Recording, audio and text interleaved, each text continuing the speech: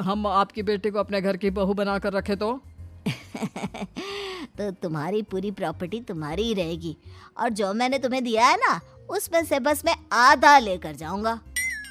अरे लेकिन अब आप अपनी दी हुई प्रॉपर्टी में से आधी वापस क्यों लेकर जाएंगे?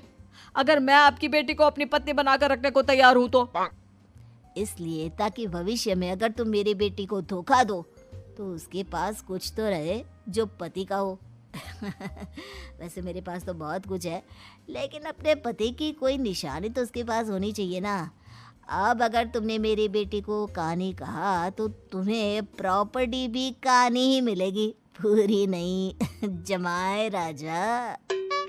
किशोरी लाल और राघव समझ चुके थे कि वो बुरी तरह फंस चुके हैं और अब उनके पास वहां से निकलने का कोई चारा नहीं है। अब समझ में आया ना, लालच बुरी बला होती है। एक तो तुम्हें प्रॉपर्टी मिली, ऊपर से बीवी मिली, उसमें तुम्हें नखरे भी दिखाने हैं। आए बड़े, चुपचाप बैठो दोनों। कुछ दिनों के बाद नैना राघव की कार लेकर बाजार घूमने निकलती है और जब कार लेकर वापस आती है, ये क्या? एक तरफ से मेरी गाड़ी पूरी खराब हो चुकी है।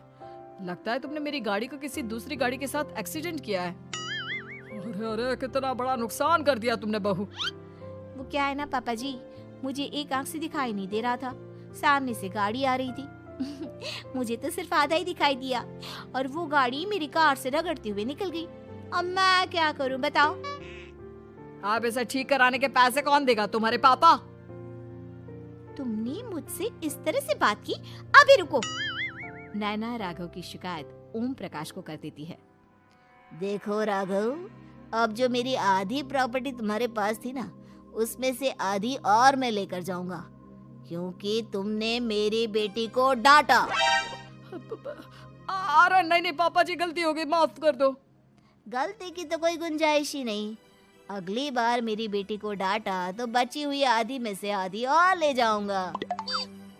लालच के चक्कर में हम दोनों ने बहुत बड़ी गलती कर दी बेटा। एक तो तुम्हें कानी बहू मिली और ऊपर से जो माल मिला वो भी काना। इस तरह राघव की हर एक गलती पर ओम प्रकाश उसकी प्रॉपर्टी का आधा आधा हिस्सा लेकर अपना सारा माल वापस ले गया और राघव को कानी बीवी से काम चलाना पड़ा।